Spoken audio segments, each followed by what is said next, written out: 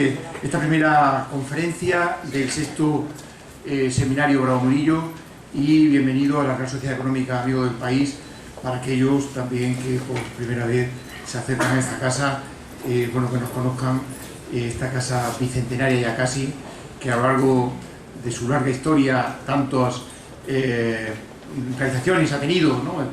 De manera muy práctica en pos de la economía, extremeña y de la sociedad extremeña.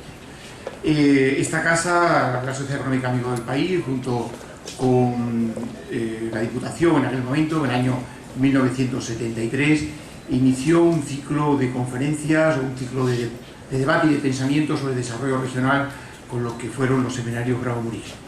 En una época de grandes convulsiones, en aquel momento tanto política como económica, tanto a nivel nacional como internacional, en la Real Sociedad Económica Amigo del País, en los seminarios Bravo Murillo, se entablaron ciclos de debates de desarrollo regional en el que participaron importantísimas autoridades científicas y de conocimiento del desarrollo laboral, del desarrollo regional a nivel nacional, y también se vieron complementadas con grandes aportaciones de economistas, empresarios, funcionarios sobre desarrollo regional.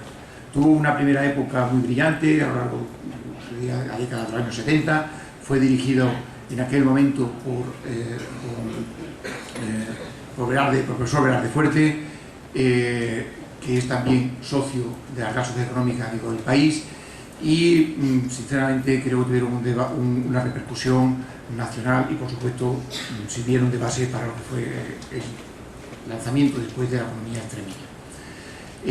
Tras un primer ciclo de los seminarios Bravo Murillo, se inició una segunda época hace 3 años, esta segunda época de los seminarios Bravo Murillo como el quinto seminario, en el que en aquel momento el tema de debate que estaba en el candelero, ¿no?, en España, era la financiación autonómica, las balanzas fiscales y temas que los que estaban en ese momento debatiendo a nivel nacional y estaban haciendo las mayores aportaciones pasaron por la económica en el seminario Bravo Murillo hace 3 años sobre financiación autonómica, en este segundo ciclo que está dirigido por el profesor Francisco Pedraja, socio también de esta casa, catedrático de Economía, Francisco Pedraja.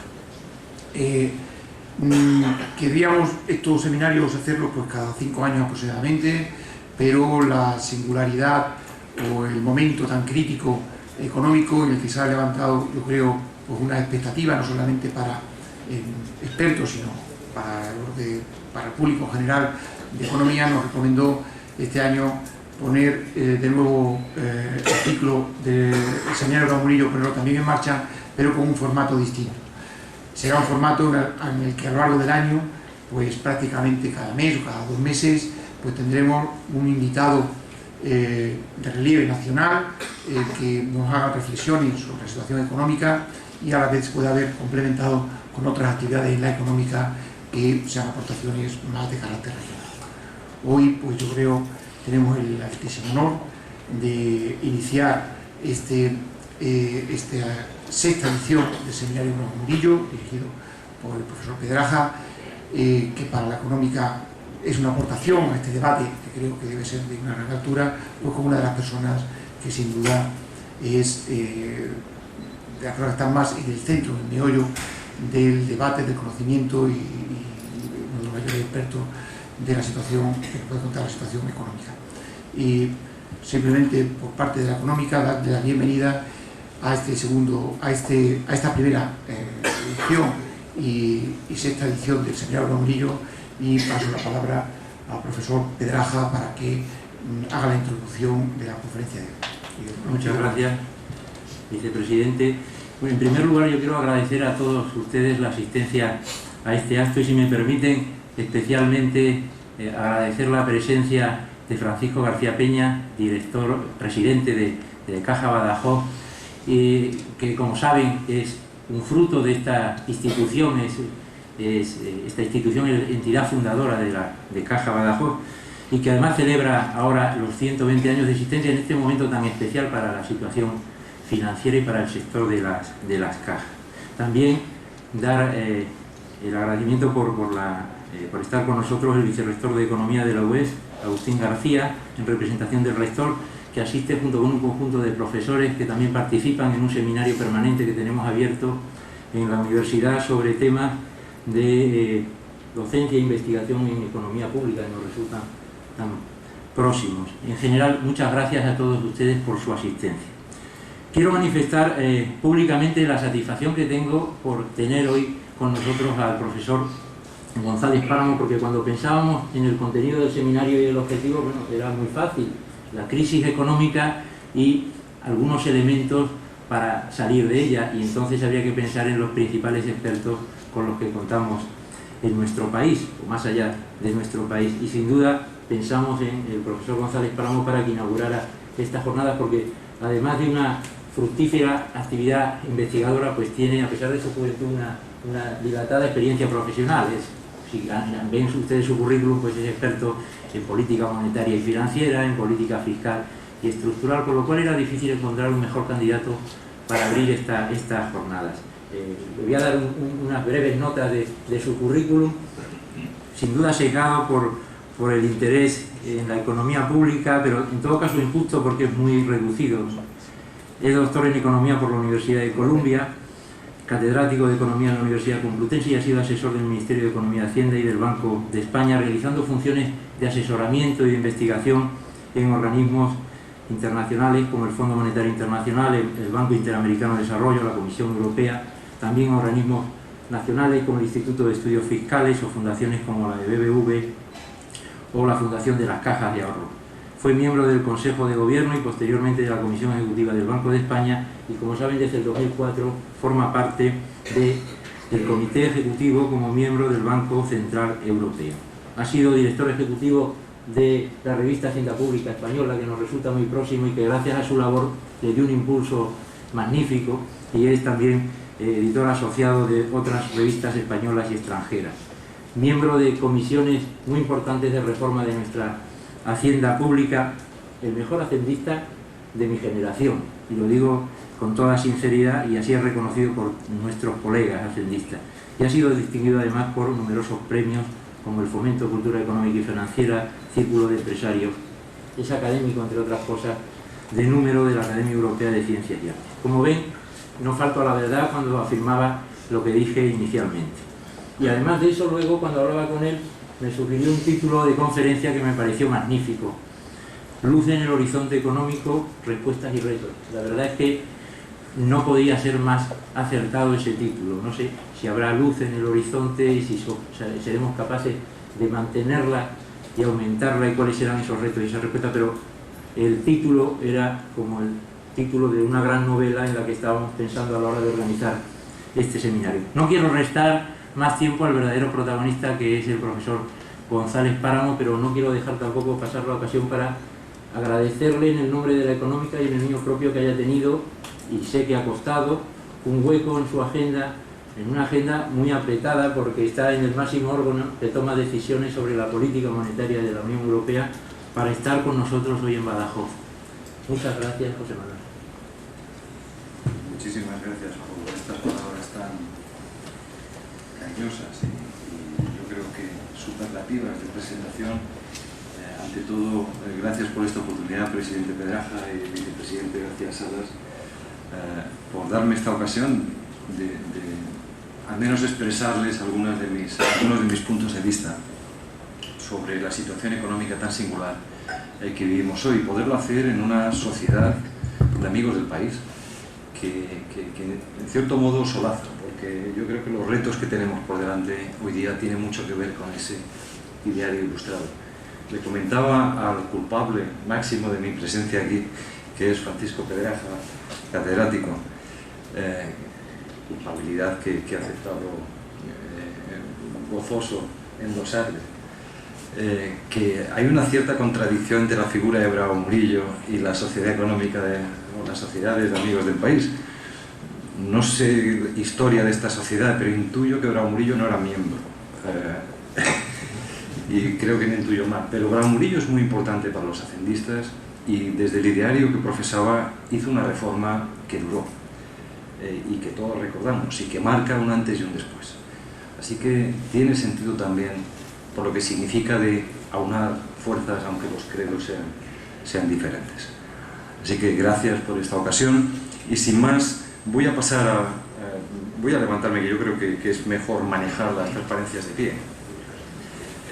En algunos casos iré bastante rápido, porque yo creo que tengo exceso de material como para fijar las ideas que quiero fijar y tratar de dar una respuesta al interrogante que abre la presentación. Luz en el horizonte económico. Se está hablando en estos términos últimamente. Brotes verdes, hemos tocado el fondo, luz en el horizonte, luz al final del túnel. Yo creo que esto es quizás trivializar mucho la situación actual y yo trataría de al menos expresar cuál es el punto de vista que yo tengo respecto de este interrogante. ¿Qué es lo que hace falta para que efectivamente lo que hoy vemos, que por suerte es mucho mejor de lo que veíamos hace tan solo un año, hace solamente 13 meses que ocurrió la catástrofe de Lehman Brothers y desde entonces cambió el decorado que tenemos detrás. Hoy vemos el futuro de manera diferente, pero no está muy claro cómo de diferente y trataré de al menos defender la idea de que depende mucho de nosotros, de lo que nosotros decidamos hacer. Así que, bueno, por empezar, yo creo que hace falta recordar muy poco las dos fases en las que se puede dividir lo que ocurre desde septiembre de 2007 y el momento actual. En estos 2 años largos de crisis, al principio, el primer año, fue un año en el que vimos que el sistema financiero estaba agitado, estaba sometido a lo que llamábamos entonces todos turbulencias. Nadie hablaba de crisis, hablamos de turbulencias en el sistema, cuyo origen era muy específico, eran las hipotecas basura americanas que algunas entidades europeas habían comprado en su balance, que se habían hecho repentinamente ilíquidas, y como esas entidades eran pesos pesados a nivel internacional, al lanzarse a los mercados a conseguir liquidez, empezaron a crear, y aquí viene la transmisión, tensiones de liquidez en todos los mercados que afectaron a entidades que estaban en una posición muy sólida. Eran turbulencias y durante esta etapa tan solo actuaron los bancos centrales. Los gobiernos todavía no habían hecho políticas fiscales súper expansivas, ni se habían ideado programas para recapitalizar entidades, no se hablaba de crisis de solvencia en aquellos momentos. Pero hay un instante en el que lo que eran turbulencias se convierte realmente en una crisis sistémica, en una crisis de sistema que afecta a todos, afecta a todas las entidades del sistema financiero y se empieza a trasladar a la economía real, que esto es lo grave. Esto empieza a ocurrir en otoño del año pasado, a comienzos del otoño, con la quiebra de Lehman Brothers. ¿Por qué Lehman Brothers es tan importante? Realmente no era la entidad más grande del mundo. Las hay mucho mayores y que han tenido problemas incluso más importantes que Lehman Brothers. Pero Lehman Brothers vino a cambiar el escenario, puesto que después de un periodo largo en el que los bancos centrales habían capeado el temporal, inyectando liquidez en las entidades y manteniendo, bien que más altos, pero manteniendo bajo control los tipos de interés a corto plazo, se había salvado una entidad, Bear Stearns, que a algunos no les sonará porque no fue titular de prensa general, quizás sí especializada, a la que el gobierno americano, en coordinación con la Reserva Federal, salvaron. Y comenzó a cundir la idea o la expectativa de que ninguna entidad sistémicamente relevante caería. Y con Lehman Brothers cambia ese decorado, porque esa es una entidad sistémicamente importante que se deja caer. No es cuestión de entrar aquí en los porqués de esta decisión, de la que yo creo que no es feliz, o por la que no es feliz nadie de los que estuvieran en ella, pero es evidente que entonces lo que eran turbulencias se convierte en una crisis no solo de liquidez, sino que empieza a afectar la solvencia de las entidades por un complejo de causas que no es de explicar con detalle aquí porque esto ocuparía toda la conferencia, pero en definitiva, cuando todas las entidades empiezan a mirarse de reojo porque nadie se fía de nadie y uno necesita liquidez, termina vendiendo a saldo activos. Ventas a saldo de activos, ventas de activos a un precio muy inferior al que es razonable, que las entidades financieras causan lo que llamamos agujeros, que hay que provisionar. Y por otra parte, además, esto produce efectos al conjunto del sistema, porque hay un principio contable que se llama el principio de valor razonable, donde si se producen ventas a saldo, todos los que tengan esos productos tienen que marcar el mismo precio. De manera que lo que hace el vecino te afecta a ti, porque tienes que marcar el precio que él ha fijado en su transacción. Estos son dos de los elementos que jugaron entonces para explicar pues la profundidad de la caída de la bolsa, la situación tan tremenda en la que grandes entidades y jugadores internacionales vieron su futuro absolutamente en juego, hasta tal punto de que muchas de ellas hoy son entidades públicas, porque los gobiernos han tenido que inyectar capital hasta el punto de que son mayoría, han desaparecido o han reducido su actividad a la de bancos comerciales en lugar de los bancos de inversión de relumbrón que veíamos con anterioridad. Esto es un poco la historia en dos actos, o la representación en dos actos de esta crisis. ¿Qué es lo que las autoridades tenían que hacer? Es una primera cuestión a la que muy rápidamente quiero pasar revista. Segundo, ¿cómo se hizo? Con un poco más de detalle. Y la parte, yo creo, central del mensaje que quisiera hoy trasladar es los retos. ¿Qué tenemos ahora por delante? Ya hemos hecho una serie de cosas, están explicadas. Yo adelantaría que, en general, hay satisfacción con el diagnóstico que en su momento se hizo del problema y con las medidas coordinadas internacionales que se han adoptado, pero no hemos terminado. Simplemente se ha estabilizado la situación. Y el futuro, los retos son muy importantes, en particular estas estrategias de salida para responder al título de la conferencia. Hay horizonte al final del túnel, y uno diría sí, si se definen las estrategias de salida adecuadas, pero esto tiene exigencias muy distintas para el presupuesto de los países, para la política monetaria y para las reformas que tienen que hacer en sus mercados.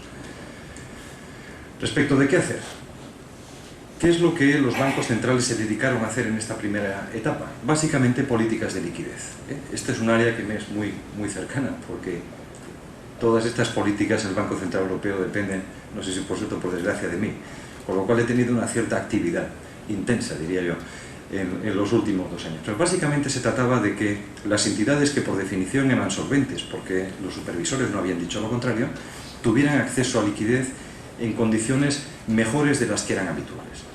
Habitualmente en el pasado la política de suministro de liquidez no tenía ninguna ciencia y era hasta cierto punto muy rutinaria. Una operación semanal de inyección de liquidez a tipo variable, una operación mensual a 3 meses de vencimiento y de vez en cuando una operación de ajuste fino para retirar liquidez del mercado e inyectarla, de manera que la volatilidad de los intereses a corto plazo fuera pequeña. Esta era básicamente la función que desarrollaba la gestión de liquidez del Banco Central. Cuando la liquidez empieza a escasear, porque hay grandes jugadores internacionales que se sientan en la liquidez literalmente, o van buscando liquidez en todos los rincones de distintos mercados, incluso en monedas distintas, y algún día se contará cómo dio la vuelta al mundo el origen de la crisis de liquidez aquel 9 de agosto del 2007, donde empieza en Estados Unidos pero se traslada a Japón, y afortunadamente por eso tenemos mucha información antes de que llegue aquí y podemos reaccionar con rapidez. Entonces consistía en, dado que eran turbulencias en el momento inicial, facilitar acceso a liquidez a las entidades solventes, que eran todas aquellas que el supervisor dijera que lo eran, para mitigar el riesgo de liquidez, con medidas orientadas al mercado. No era ayudar a esta o aquella entidad, era subastar más liquidez en el mercado, pero se mantenían subastas. Y en segundo lugar se inicia una cooperación sin precedentes entre bancos centrales. Nunca como ahora hemos estado cerca la Reserva Federal Americana, el Banco de Japón, el Banco Central Europeo, el Banco de Suiza, el Banco de Inglaterra, el Banco de Suecia, tomando decisiones no necesariamente siempre coordinadas, pero con toda la información puesta transparentemente a disposición de la otra parte. Esto ha sido de una enorme ayuda. En cuanto a políticas monetarias, inicialmente no se hizo nada, y de hecho algunos países, incluido el área del euro, no bajaron los tipos de interés, subieron los tipos de interés cuando las expectativas de inflación se escapaban, como fue julio del 2008. Es decir, que teníamos tensiones de liquidez, pero todavía no había una crisis económica, desde luego no había presiones a la baja de la inflación, en modo agudo.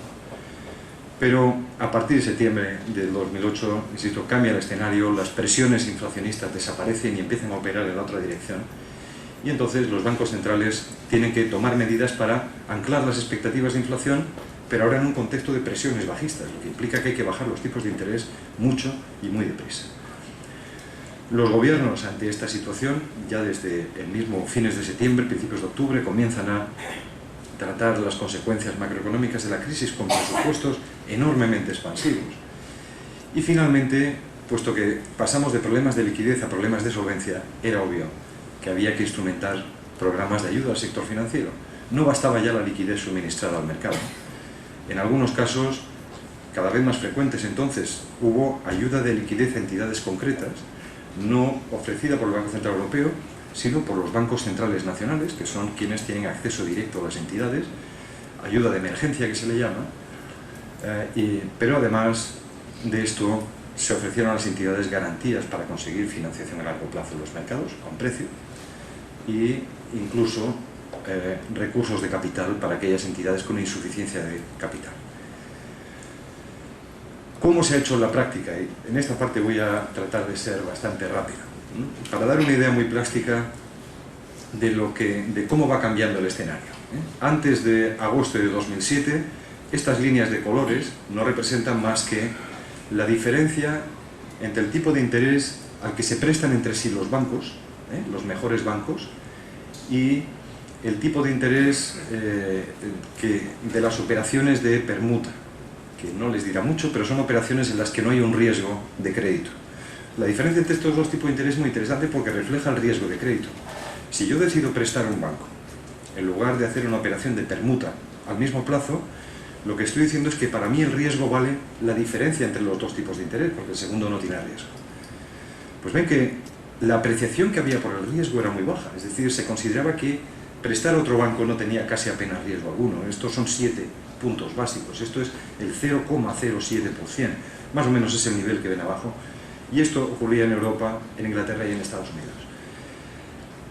Ya en el verano comenzamos a ver tensiones de las que he hablado antes y por tanto me voy a ahorrar esta transparencia, donde los grandes jugadores, grandes bancos internacionales buscan liquidez, tanto en dólares como en euros fundamentalmente, comienzan a aparecer segmentaciones en el mercado y esas entidades tensionan la liquidez hasta el punto de que otras más pequeñas no tienen acceso.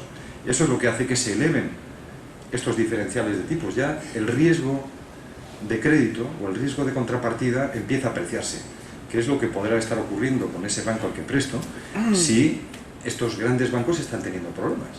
Y es por eso por lo que ven que estas líneas empiezan a subir.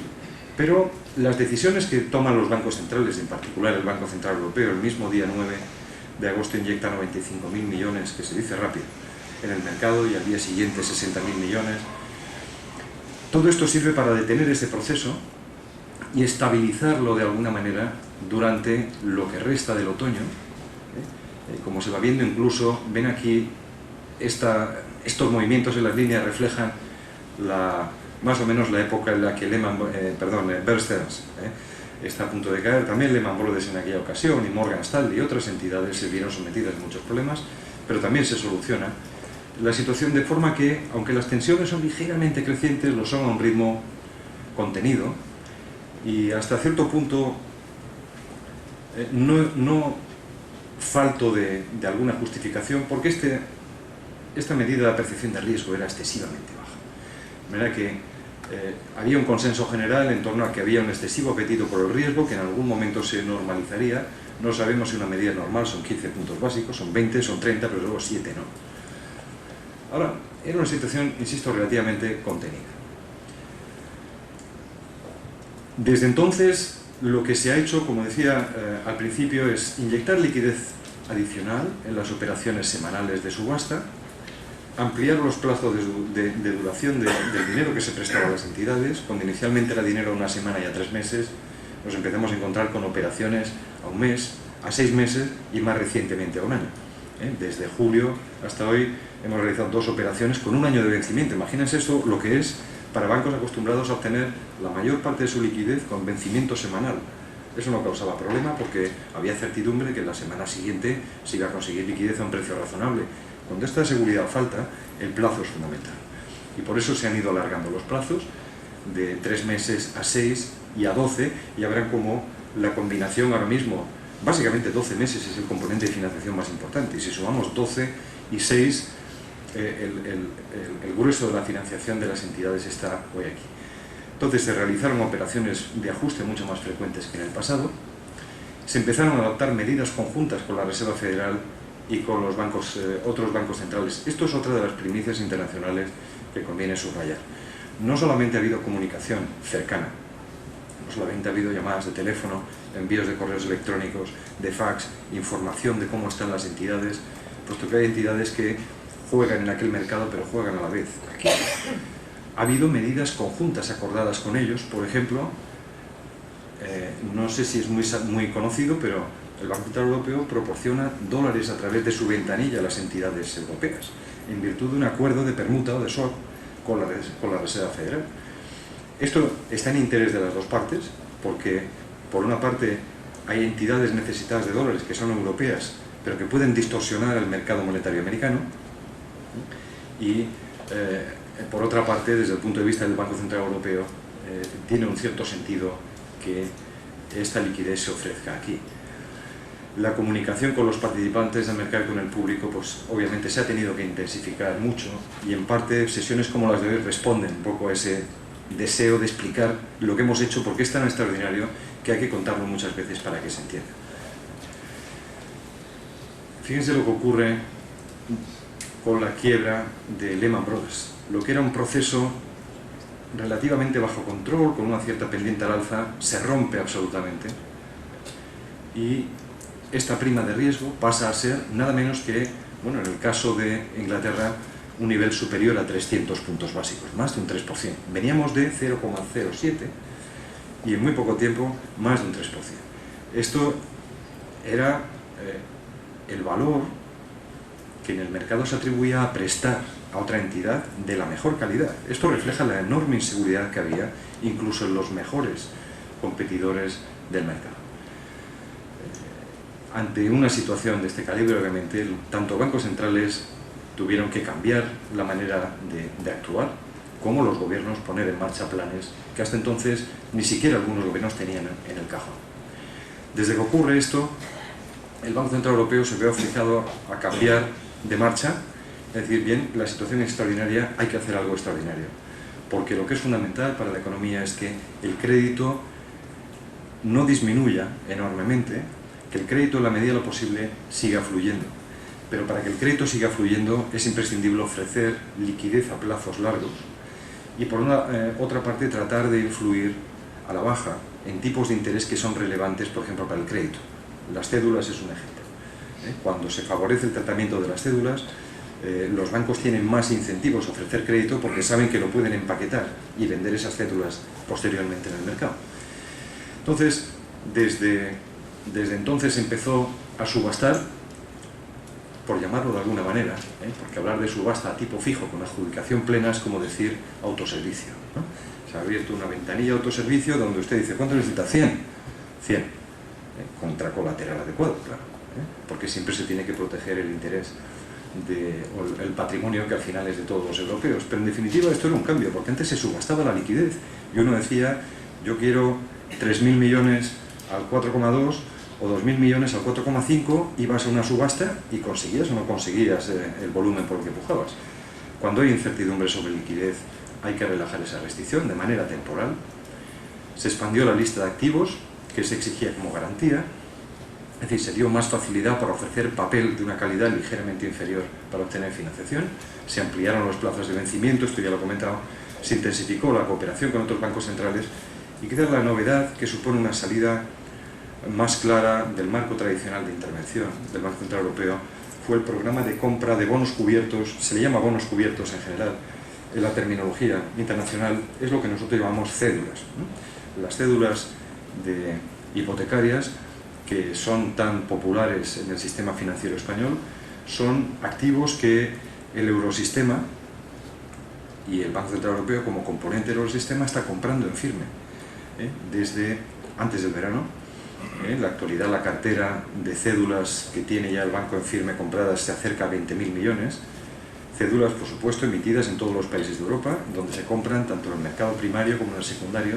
Este es un programa que nosotros al día de hoy valoramos muy positivamente porque ha conseguido mover a la baja de una manera clarísima tanto los niveles de los tipos de interés como los diferenciales de interés. Ese mercado realmente ha revivido en buena medida como parte de este programa que está programado para que venza en junio del año que viene, cuando el total en cartera sean 60.000 millones, es decir, 2 veces más de lo que se ha hecho hasta ahora. En este gráfico no refleja más que la composición de la liquidez que se ofrecía a las entidades. Fíjese, por ejemplo, yo creo que es ilustrativo, el nivel de liquidez que se les daba a los bancos en el área del euro era más o menos un volumen de en torno a 450.000 millones de manera permanente, entre operaciones a una semana y operaciones a 3 meses. Y esto se mantiene además durante todo el primer año, por eso decía normalidad. Se suministra liquidez más al principio del periodo de mantenimiento, menos al final. Todo cambia obviamente cuando septiembre del año pasado, donde el volumen total de liquidez sube de una manera extraordinaria, se puede ver aquí, en algún punto alcanzó 900.000 millones de euros, que es el doble exactamente de lo que era habitual en el pasado, y desde entonces está disminuyendo, si bien no a un ritmo muy importante. Así que ahora las entidades tienen liquidez ofrecida por el Eurosistema por un importe de en torno a 700.000 millones de euros, que es una cifra respetable. Son 250.000 millones más de lo que era habitual en los buenos viejos tiempos. Esto ha dado lugar, por supuesto, a una gestión de liquidez mucho más complicada. Como se ve en este gráfico, la zona en naranja, que representa las operaciones con vencimiento anual, ahora representa la parte fundamental de liquidez que tienen las entidades, que han tenido acceso a liquidez a un año de plazo, y muchas de ellas han optado por esta oportunidad. La subasta más gigantesca que jamás hemos realizado tuvo lugar antes del verano, donde la primera operación en un año se adjudicaron 442.000 millones de euros en una tacada.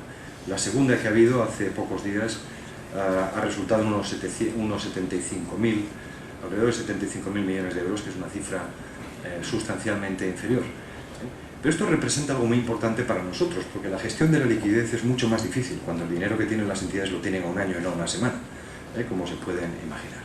Es dinero que está inmovilizado, donde si se quiere detraer del sistema hay que utilizar instrumentos especiales y programar muy bien esa actuación. Pero de momento no ha llegado el instante de plantearse esa salida. Este gráfico representa las operaciones en dólares del Eurosistema, estos que ofrecemos por la ventanilla del Banco Central Europeo, que como se ve alcanzaron situaciones de máximos en torno a finales del año pasado, principios de este, y no son volúmenes pequeños como se ve aquí. 280.000 millones de dólares han llegado a estar vivos en las subastas. Desde entonces los mercados de permutas de divisas se han normalizado mucho y, como se ve, la demanda de dólares se ha reducido hasta niveles por debajo de 40.000 millones, lo cual es un indicador muy bueno de que hay una cierta normalización en los mercados internacionales, sin que esto permita ser complaciente ni mucho menos. Como consecuencia de esta política de apoyo reforzado al crédito, liquidez a muchos plazos, sin límite de volumen, compra de cédulas, activos de menor calidad aceptados en las operaciones, más el suministro de dólares, pues no es de extrañar, dada la magnitud y las cifras que les he dado, que algunos estarán buscando el número de ceros todavía, porque es realmente impresionante. Esto no podía tener otro efecto que volver a reducir los diferenciales de tipos.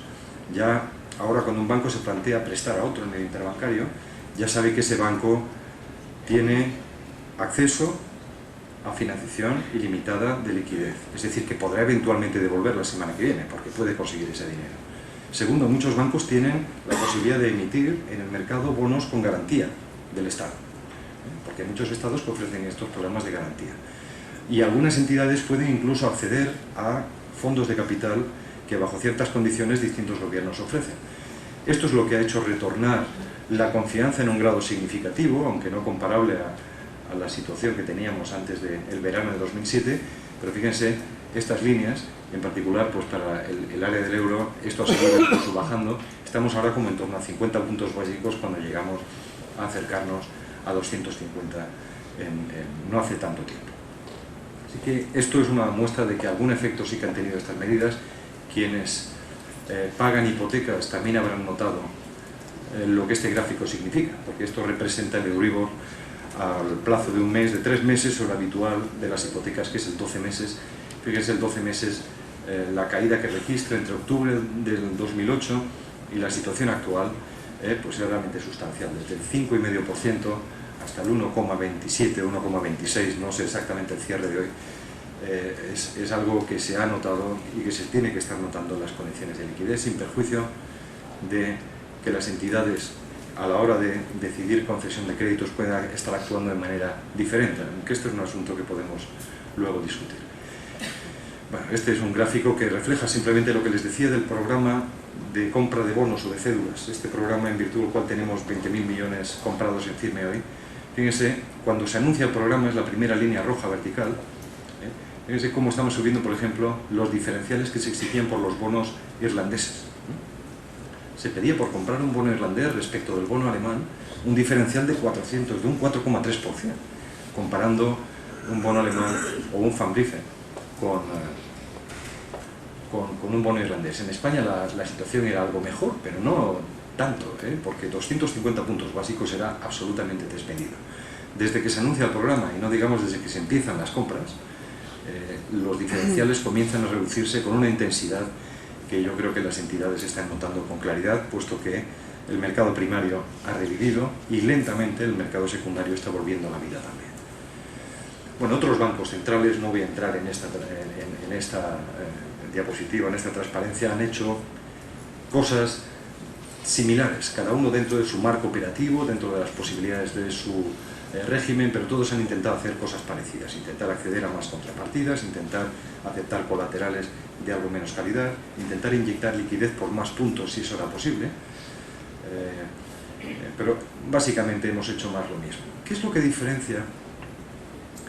Porque esto es un asunto que es controvertido y que está en la prensa muchas veces. Hay una cierta impresión que concluye en que la Reserva Federal Americana, es decir, el Banco Central que está al frente del dólar, ha sido mucho más activo durante esta crisis, ha hecho de todo. Ha inventado 20 fondos de papel comercial para hipotecas, para préstamos a estudiantes, para préstamos para la compra de automóviles, ha hecho toda clase de cosas orientadas al mercado.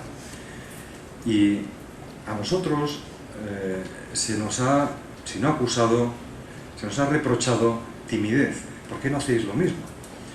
Y ante esto la respuesta más sencilla que se puede dar está en este gráfico, porque somos absolutamente diferentes. En Estados Unidos la financiación que obtienen las empresas es fundamentalmente no bancaria y solo en una proporción muy pequeña son los bancos los que prestan a las empresas. Muchas empresas emiten, o hay sociedades de financiación que no son bancos, pero en Europa la financiación de las empresas es fundamentalmente bancaria, lo que requiere que todo el esfuerzo lo hayamos concentrado en el sector bancario, en estabilizar el sector bancario, en tratar de revivir el sector bancario, en el que las presiones de liquidez y el riesgo de liquidez del sector bancario estuviera al mínimo nivel posible para que los bancos, en lugar de mirarse a sí mismos y a sus propias heridas causadas por la crisis, comenzaran a recordar, cosa que hacemos de manera reiterada, que la función social del sistema financiero es canalizar los recursos del ahorro a la inversión. Y eso quiere decir prestar, obviamente, cuando hay una demanda solvente. Esto no es discutible. Entonces, todas nuestras medidas han dirigido fundamentalmente al sector bancario. Incluso el programa de compra de cédulas es un apoyo indirecto al sector bancario, porque las cédulas no son más que créditos o préstamos empaquetados en títulos que se venden en el mercado. Bueno, les decía, la política monetaria no actuó antes de otoño del año pasado, porque no era una crisis lo que teníamos delante, eran turbulencias, pero obviamente desde octubre la cosa cambia, y fíjense la velocidad con la que los tipos de interés han descendido. Desde el 4,25% a un tipo que es nominal del 1%, pero que en el mercado monetario está a niveles sustancialmente más bajos. Hoy, por ejemplo, era el 0,34% al cierre. Esto es muy importante porque para el sector bancario en particular supone que la curva, y perdón por esta terminología tan específica, pero la curva de tipos de interés, que para un banco es el pan y la mantequilla, ¿vale? Porque los bancos toman a un plazo y prestan a otro plazo, de manera que es muy importante ver si esa línea tiene pendiente positiva o no. Si es plana, el negocio bancario no tiene sentido, porque si yo tomo un 3 y presto un 3, no puedo pagar a los empleados, ni la luz, ni nada. Luego, para que el negocio bancario funcione, en principio hace falta una curva de tipos positiva, y por eso los bancos centrales bajan los tipos cuando hay crisis, para hacer que el extremo más corto sea bajo, y eso permita que con el aumento de la curva de tipos los bancos empiecen a ver negocio en prestar, porque entonces compensa asumir riesgo. Esto es lo que hay detrás. Fíjense que lo que llevó prácticamente 2 años y medio a recorrer, que fue la subida desde el 2% hasta el 4,25%, se deshizo en unos pocos meses. La velocidad de bajada fue 10 veces la velocidad de subida. Esto es importante tenerlo en cuenta cuando uno escucha la Reserva Federal es más agresiva que los europeos, que somos más acomodaticios. Yo creo que este gráfico debería hacer pues totalmente irrelevante el intento de responder con elementos de convicción. Habla por sí sola. Y lo que es más interesante es que, pese a que nuestros tipos de interés oficiales son del 1%, que es el tipo central, y en Estados Unidos están entre el 0 y el 0,25, estos no son realmente los tipos de interés relevantes para la gente. Ninguno de nosotros vamos al banco y conseguimos un préstamo al 0,25. Este es el dinero al que las entidades pueden conseguir fondos de la Reserva Federal en sus operaciones de financiación. Pero lo que a nosotros nos importa es, por ejemplo, cuál es el tipo de interés a un año. Y fíjense que el tipo de interés a un año, pese a que a corto plazo es más bajo, a un año es menor que en Estados Unidos. Es decir, que con un tipo de interés del 1% frente al 0,025 conseguimos, gracias a la combinación de las medidas que antes se habla, de liquidez a plazos más largos, en más abundancia, compra de cédulas, etcétera, que los tipos de interés relevantes, tanto para los créditos como para las entidades financieras, sean más bajos que los Estados Unidos. Y esto es algo en lo que hay que insistir. Los tipos bancarios a largo plazo son prácticamente indistinguibles en tamaño, son muy similares. Y eso sí, la prima de crédito que se exige a las compañías que están en el límite de grado de inversión, las que son triple B según las agencias, tienen que pagar un diferencial algo mayor aquí. Es decir, que hay la noción en el mercado de que las compañías que están en el límite del grado de inversión están peor en Europa que en Estados Unidos, quizás pensando en que, como depende mucho de la financiación bancaria, esto puede condicionar sus programas de inversión. Bueno, sobre esto hemos hablado. Como se ve aquí, casi todos los bancos centrales han hecho lo mismo en reacción a la crisis, que es bajar mucho los tipos. Yo señalo aquí uno que ha empezado a subir tipos ya. Y no estoy diciendo que nadie vaya a subir tipos en ningún momento cercano en el tiempo. Pero cuando uno está oyendo hablar de estrategias de salida, esto no es retórica. Por ejemplo, en Australia. En Australia han empezado a salir ya. En Israel han empezado a salir ya. Es cierto que son dos países más o menos importantes, no son los principales jugadores del mundo, pero ya están viendo razones suficientes para salir. En políticas fiscales los gobiernos han hecho, yo creo que esto es mucho más cercano a todos, así que no voy a detenerme mucho aquí. Los gobiernos han, por decirlo en lenguaje coloquial, han tirado la casa por la ventana. Desde otoño del año pasado, de una manera más o menos coordinada, en Europa muy coordinada por la Comisión, pero también por el Consejo de Jefes de Estado y de Gobierno. Y no sé si tienen algunos en la memoria la reunión de urgencia que hubo, pues casi hace un año exacto, fue el 12 de octubre del año pasado, en París, convocada por Sarkozy a nivel de jefes de Estado y de Gobierno, justamente para decir qué hacemos después de lo que hemos visto con Lehman y las semanas posteriores. Y allí se acordaron una serie de medidas coordinadas que consistían en dejar actuar los estabilizadores automáticos, hay que impulsar, hay que gastar algo más, con criterios de oportunidad, hay que hacerlo rápido, orientando el gasto a objetivos concretos relacionados con la productividad, lo cual se ha hecho de distintas formas aquí y allí, y avisando muy claro al público de que estas medidas son necesariamente temporales, porque no son sostenibles.